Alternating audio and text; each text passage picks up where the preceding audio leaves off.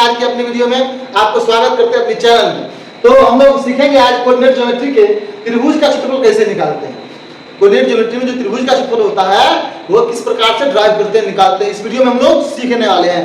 तो शुरुआत करते हैं पहले एक थॉट के साथ। एपीजे अब्दुल कलाम का थॉट्स है कि सादगी से बढ़कर कोई श्रृंगार नहीं होता। अरे हमारी जो सादगी है उससे बढ़कर कोई श्रृंगार नहीं हो सकता और विनम्रता से बढ़कर कोई व्यवहार नहीं होता। अगर हम किसी के साथ विनम्र रहेंगे उससे व्यवहार कोई नहीं हो सकता। तो शुरुआत करते हैं हमारी त्रिभुज का क्षेत्रफल। चलिए त्रिभुज का क्षेत्रफल निकालने के लिए पहले अगर हम बात करें इस त्रिभुज की बात करें, अगर हम इस त्रिभुज की बात करें, त्रिभुज एबीसी है हमारे पास, ध्यान दीजिएगा बढ़िया से।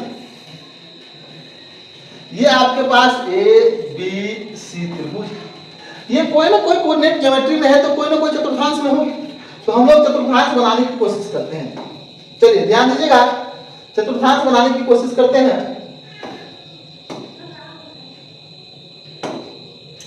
देखिए ये रहा हमारा वाई एक्सिस, ये रहा हमारा एक्स एक्सिस, ये जो है हमारा एक्स एक्सिस है, एक्स अक्ष है, और ये जो है वाई एक्सिस है, ये हमारा मूल बिंदु 0, 0। अगर हम बात करें कि इसका कोऑर्डिनेट जो है, इसका कोऑर्डिनेट जो है वो आपको x1, y1 है, इसका जो कोऑर्डिनेट है वो x2, y2 है, इसका जो कोऑर्डिनेट है x3, y3 है ना। अगर हम बात करें इससे आगे की बात करें तो अगर हम यहां से लंब डालें इस पर, ठीक, यहां से क्या डालें, हम इस पर लंब डालें, इस पर हम लंब डालें और यहां से इस पर लंब डालें, ठीक है, यहां से हम इस पर लंब डाल देते हैं, यहां से हम इस पर लंब डाल देते हैं, ठीक है। और हम बात कर लें कि यहां से इस पर हम लंब डाल दें एक्स अक्ष पर,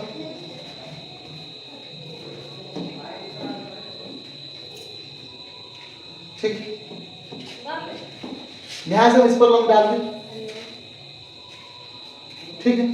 तो अगर हम बात यहां से एक चीज और कर लें तो इसका जो यहां से यहां तक का डिस्टेंस होगा, इसका जो यहां से यहां तक का डिस्टेंस होगा, यहां से यहां तक का डिस्टेंस होगा वो x1 होगा, यहां से यहां तक का डिस्टेंस होगा y1 होगा, यहां से यहां तक का जो डिस्टेंस होगा वो x2 है ना, ये x2 था, ये y2 है, ठीक है।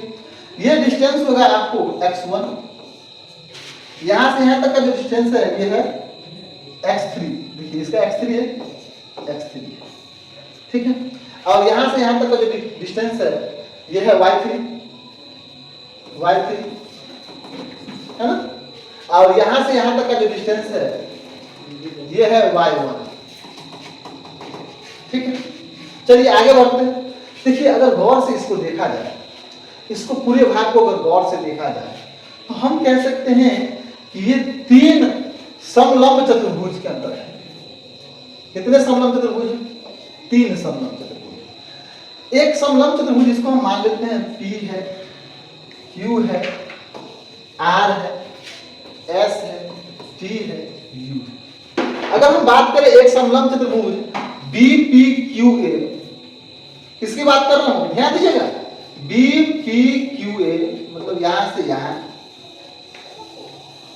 ये एक समलंब है।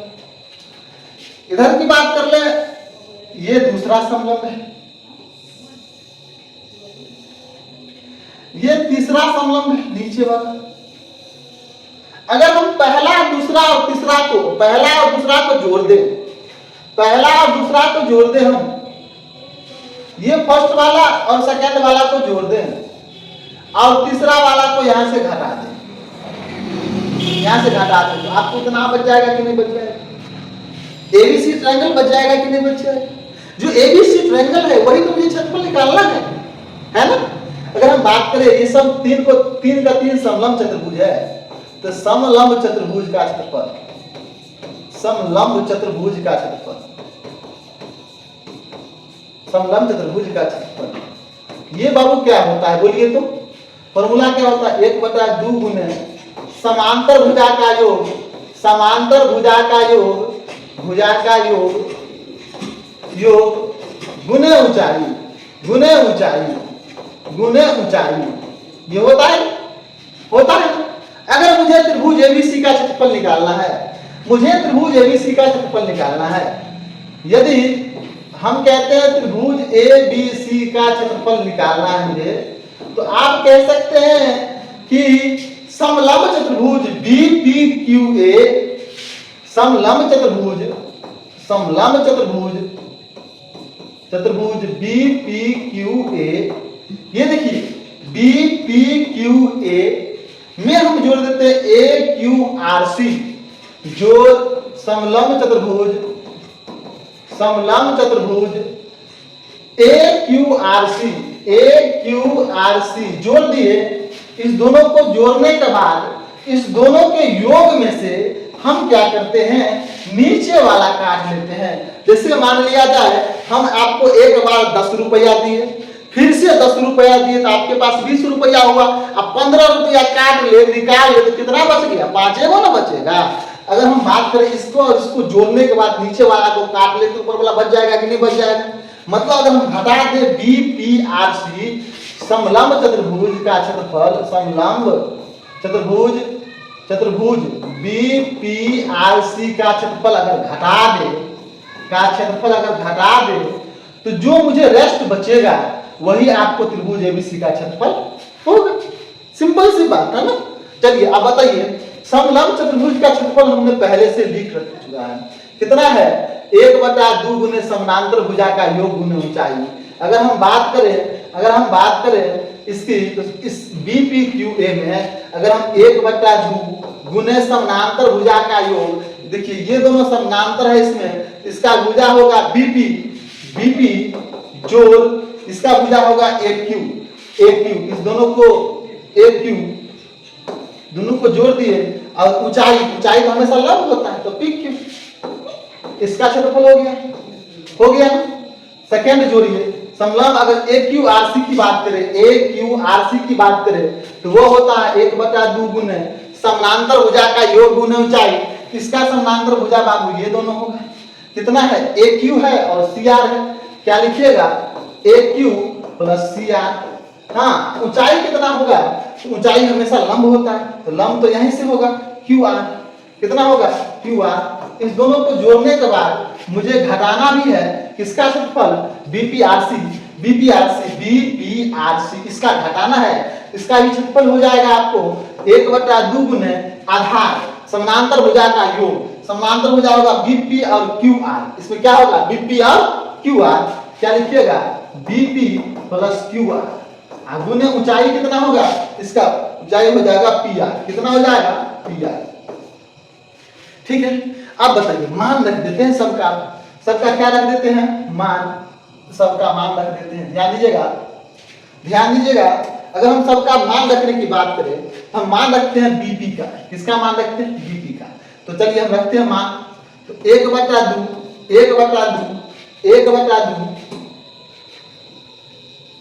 चलिए फिर से लिखते हैं 1/2 गुने बीपी कितना है, बीपी है क्या, ये रहा ना, यहाँ से यहाँ तक का बीपी, यहाँ से यहाँ तक कितना है Y2 है ना, Y2 AQ क्या है, यहाँ से यहाँ तक की बात है, यहाँ से यहाँ तक कितना है Y1 है, सही बात है Y1 है ना, Y1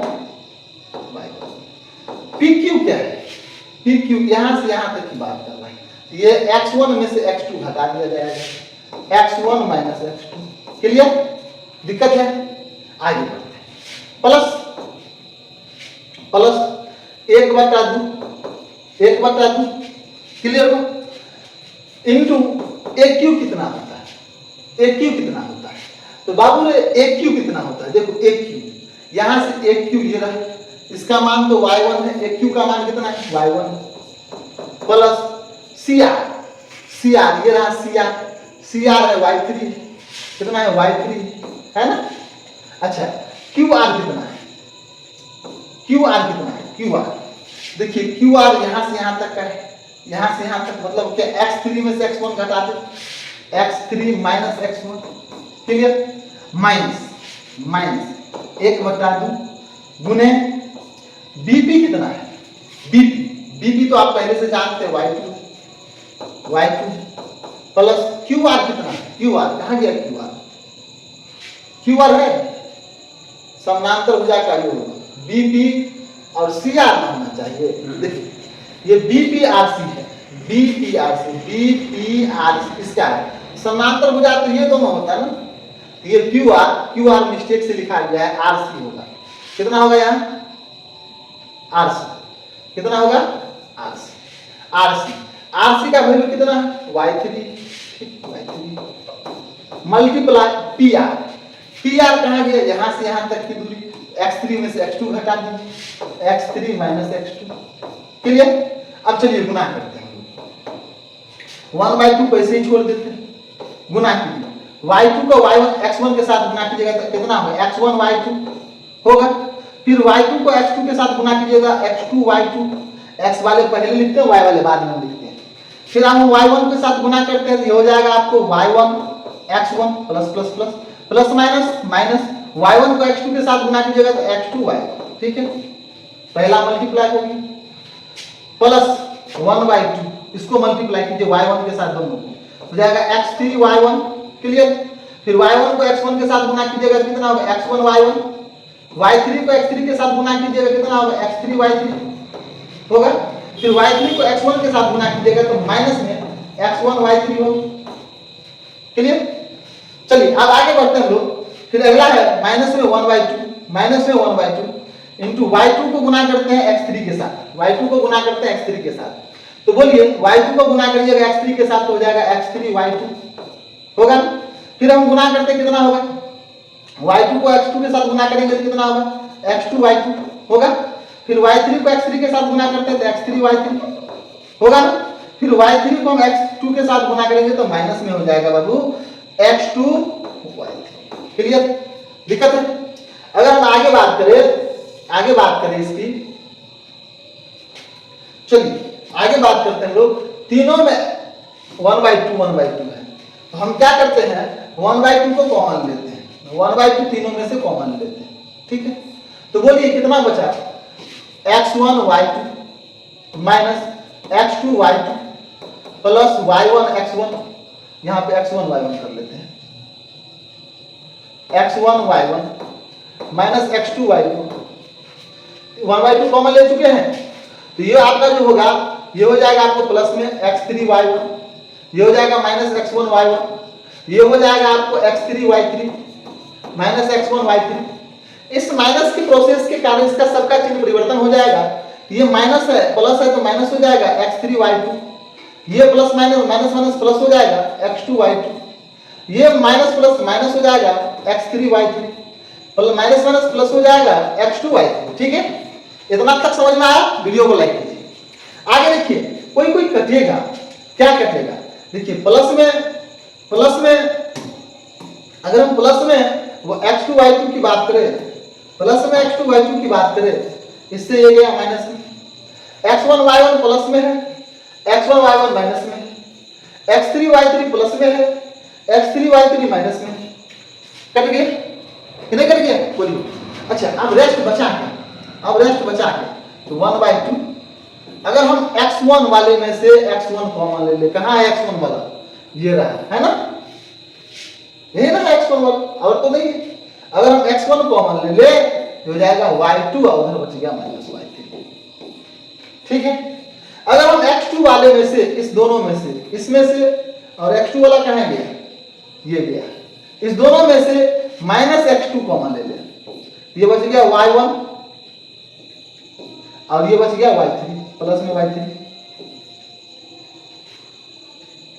नहीं, और डायरेक्ट हम ले लेते हैं ना, क्या दिक्कत है, डायरेक्ट x2 कॉमन लीजिए ना, प्लस में, माइनस में क्या कॉमन ले लेंगे, प्लस में ही कॉमन ले लेते हैं, x2 कॉमन लीजिए, ये कितना हो जाएगा y3, यहाँ कितना बच जाएगा y1, और इसमें से y3 वाले x3 वाले में से, इस दोनों में से हम x3 कॉमन ले लेते हैं, बोलिए इसमें कितना बचेगा y1, इसमें कितना बचेगा y2, ठीक है। अच्छा अब हो तो गया ट्राई, तो फॉर्मूला बन गया आपको 1/2 इंटू x1 क्या था y2 माइनस y3, जो x2 y3 माइनस y1 जो x3 y1 माइनस y2। अच्छा एक तरीका आप सीख लीजिए, ये तो ड्राइव कर लिया ना एरिया ऑफ क्षेत्र, क्या कहते हैं एरिया ऑफ ट्रायंगल से एरिया ऑफ ट्रापेजॉइड समलंब चतुर्भुज के क्षेत्रफल से। ठीक है, ध्यान दीजिए, ये आपका फाइनल तैयार है, त्रिभुज का क्षेत्रफल, त्रिभुज का क्षेत्रफल। जैसे हमने शुरुआत में देखा उस प्रकार से निकाल लिया। एक ट्रिक के माध्यम से भी इसको बनाया जा सकता है। चलिए ट्रिक देखते हैं, ट्रिक के सहायता से कैसे निकालें। वीडियो बने रहिए। हम क्या करते हैं, एक डायग्राम बनाते हैं। एक क्या बनाते हैं, डायग्राम। अच्छा अगर हम कहें कि बाबू यहां पे हम ले लेते हैं आपको ये ए पार्ट x1 y1, ये b है x2 y2, ठीक है, ये मान लेते हैं c है x3 y3। याद रखिए सिंपल सा आंसर तुरंत तैयार। Area of triangle ABC in coordinate geometry half लगाइए और उसके बाद साफ कर दीजिए। x1 के सापेक्ष, x1 के सापेक्ष रोटेट कर दीजिए। x1 इसका हो गया तो y में से इसका घटा दीजिए, y वाला कितना हो जाएगा y2 माइनस y। देखिए ना x1 यहां से पकड़े, इसके बाद y2 में से y3 घटा दीजिए। क्लियर हो? x2 फिर से पकड़िए, कहां है x2, यहां है, इसके अगला दोनों घटा दीजिए, y3 minus y1, y3 minus y1, y3 minus y1। अच्छा फिर से आप x3 आप पकड़ लीजिए, प्लस में x3 आप पकड़ लीजिए, कितना हो जाएगा y3 माइनस x3 तो यहाँ है, y1 minus y2, y1 minus y2, y1 minus y2। अच्छा तो ये तो आराम से ट्रिक से माध्यम से निकल गया ना। अच्छा आप लोग को वीडियो कैसा लगा? अगर वीडियो अच्छा लगा, समझ में आया तो चैनल को लाइक कीजिए, सब्सक्राइब कीजिए और थोड़ा हमारे लिए मेहनत के लिए थोड़ा शेयर भी कर दीजिए। तो मिलते हैं, तब तक के लिए बाय बाय।